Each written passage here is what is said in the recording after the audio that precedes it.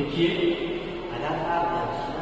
जब भारत स्वतंत्र हुआ, स्वतंत्रता के बाद, आजादी के बाद अगर हमारे देश को अगर किसी चीज की जरूरत पड़ी तो शिक्षा की जरूरत पड़ी, शिक्षा नामक वस्तु की जरूरत पड़ी।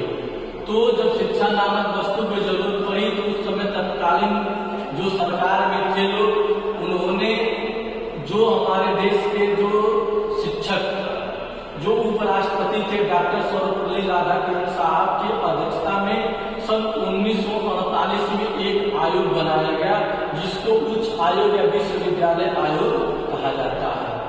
उस आयोग के माध्यम से शिक्षा, हमारी शिक्षा नीति क्या हुई, प्रारंभ हुई। प्रारंभ होते होते फिर 1952-53 का दौर आया।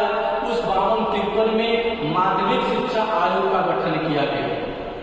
किसका गठन किया गया? माध्यमिक शिक्षा का गठन किया गया, जिसमें माध्यमिक विद्यालयों के बारे में, माध्यमिक शिक्षा के बारे में, उसके उद्देश्य की, उसकी आवश्यकता की चर्चा की गई। धीरे धीरे समय बीतने लगा, धीरे धीरे समय बीतने लगा और हम लोग विकसित मतलब विकास करने लगे। तब तक वो आता है 1966 का दिन। कौन सा वर्ष आता है? 1966। उस समय लोगों को, उस समय तत्कालीन सरकार को यह लगा कि हमारे देश के लोग शिक्षित तो हो ही रहे हैं, हमारे देश के लोग तो कार्य कर ही रहे हैं, लेकिन हमारे देश के लोगों में, भारत के जनमानस में एक चीज की आवश्यकता है, एक वस्तु की आवश्यकता है। उन वस्तु के लिए कुछ गठित किया जाए, क्योंकि शिक्षा प्राप्त कर ही ले रहे हैं। शिक्षा मिले, शिक्षा के साथ साथ उनको सामाजिक शिक्षा भी दिया जाए, नैतिक शिक्षा भी दिया जाए, आध्यात्मिक शिक्षा भी दिया जाए, और किस तरह से हम ग्रोथ कर सकते हैं, किस तरह से उत्पादन में हम वृद्धि कर सकते हैं, ऐसी शिक्षा व्यवस्था बनाई जाए ताकि लोग क्या करें, उस चीज को अध्ययन करके आगे बढ़े। और इस पर भी ध्यान दिया जाए कि आधुनिकीकरण, यानी कि दिन प्रतिदिन समय बदल रहा है, उस समय के साथ हमारे देश के लोग भी अपने आप को क्या करें, बदले। तो इसलिए इस आयोग का गठन किया गया, जिस आयोग को भारतीय शिक्षा आयोग या कोठारी आयोग कहा जाता है। इस आयोग के अध्यक्ष नियुक्त किए गए दौलत सिंह कोठारी, जो 1964-1966 कहा जाता है। 29 जून सन 1966 को यह सिफारिश, यह आयोग गठित हुआ और इसमें गठित होकर के बन करके तैयार हुआ। तैयार होकर के 29 जून सन 1966 को ले लिया गया। और उसमें क्या आवश्यकता थी, उस देश को उस समय क्या आवश्यकता थी? उस समय आवश्यकता थी कि उत्पादन बढ़ाना, यानी कि जो चीजें हमारे देश में उत्पादन हो रहा है उसको कैसे बढ़ाया जाए। दूसरी क्या आवश्यकता थी? सामाजिक तथा राष्ट्रीय एकीकरण। उस समय आवश्यकता थी कि समाज में भी बदलाव, जब समाज में बदलाव होगा तो हमारे देश में एकता आएगी, हमारे देश में एकता की भाव आएगी, और हमारे देश के लोग क्या, आधुनिकीकरण, ये भी आवश्यकता थी ना। और सामाजिक, नैतिक और आध्यात्मिक मूल्यों का विकास, ये भी आवश्यकता थी। इन आवश्यकताओं को देखते हुए इस आयोग का गठन किया गया, इस आयोग के माध्यम से बताया गया। और इस आयोग की शिक्षा का उद्देश्य क्या था? उद्देश्य यही था कि उत्पादन में वृद्धि करना। अब उत्पादन में वृद्धि करना, तो उत्पादन में वृद्धि कैसे करेंगे? ऐसी शिक्षा दी जाए कि बच्चे, जो छात्र छात्रा जो लोग हो, उनमें ऐसी शिक्षा उनको दी जाए जो उत्पादन को और आगे बढ़ा सके। तो उस उत्पादन को बढ़ाने के लिए सबसे पहले उनको विज्ञान की शिक्षा दी जाए। किसकी शिक्षा दी जाए? विज्ञान की शिक्षा दी जाए। यह शिक्षा आयोग का पहला उद्देश्य है। क्यों? क्योंकि जब तक हम विज्ञान को नहीं जानेंगे तब तक हम उत्पादन कैसे बढ़ा सकते हैं। जब तक हमारे अंदर तर्क नहीं आएगा तब तक हम उत्पादन को कैसे बढ़ा सकते हैं। फिर दूसरी बात है सामाजिक तथा राष्ट्रीय एकीकरण। जब तक समाज में संभाव समान व्यवस्था नहीं होगी तब तक समाज एकजुट कैसे हो सकता है, राष्ट्र एकत्रित कैसे हो सकता है, राष्ट्र एकीकरण कैसे हो सकता है। उस उद्देश्य में बताया गया, व्यवस्था दी गई। अच्छा ये बताइए, अगर सबको एक पंक्ति में बैठाना है तो हमको सभी जात धर्म को एक साथ करना होगा ना। बोलिए, अब सोचिए कि 1966-64 में क्या व्यवस्थाएं रही होंगी। उस समय लोग पेट के लिए जी रहे थे, पेट किसी तरह से भर जाए उसमें जी रहे थे।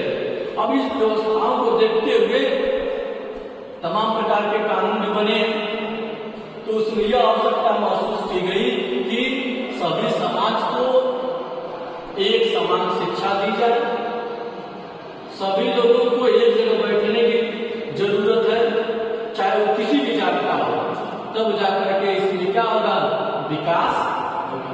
दूसरा आधुनिकरण।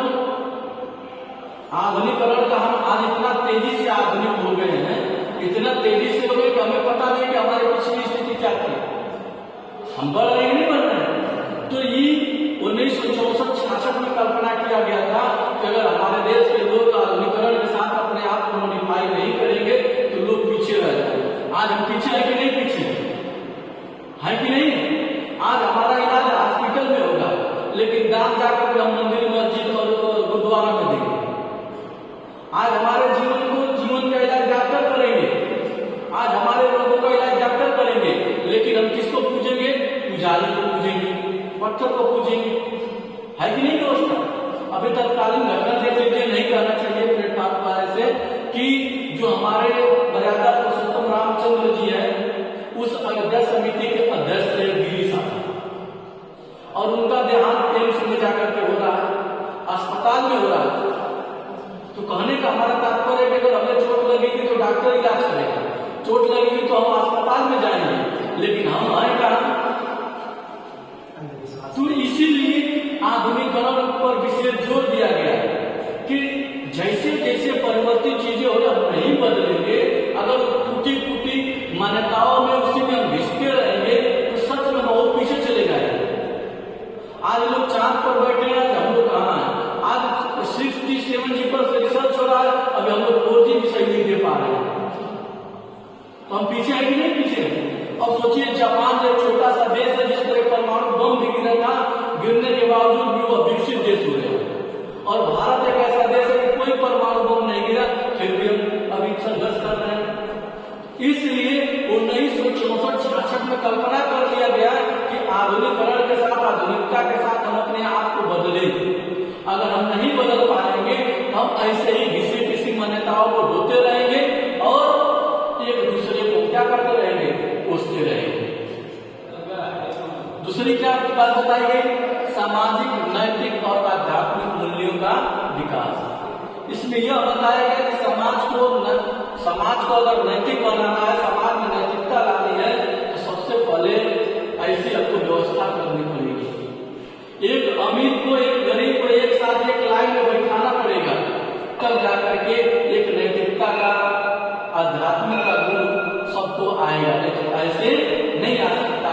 इसलिए 1964-66 में यह व्यवस्था बताई गई कि अगर यह व्यवस्थाएं अगर कर दी जाती है, उद्देश्यों की पूर्ति कर दी जाती है, तो हमारा देश एक हो जाएगा, हमारा देश क्या हो जाएगा?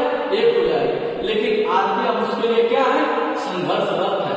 आज भी हम हमारे देश में एक जात से दूसरे जात में विरोध है, एक धर्म से दूसरे धर्म का नफरत आज भी हमारे देश में है। अगर जब तक यह व्यवस्थाएं हमारे देश में रहेगी, तब तक हम विकसित नहीं हो सकते हैं। विकसित होने के लिए हम लोगों को एक होना पड़ेगा, तब जाकर के हम लोग भी विकसित की लाइन में खड़े हो सकते हैं। ठीक है, अब अगले दिन हम लोग पढ़ेंगे है ना, शिक्षा नीति, राष्ट्रीय शिक्षा नीति को ना। ठीक है, धन्यवाद।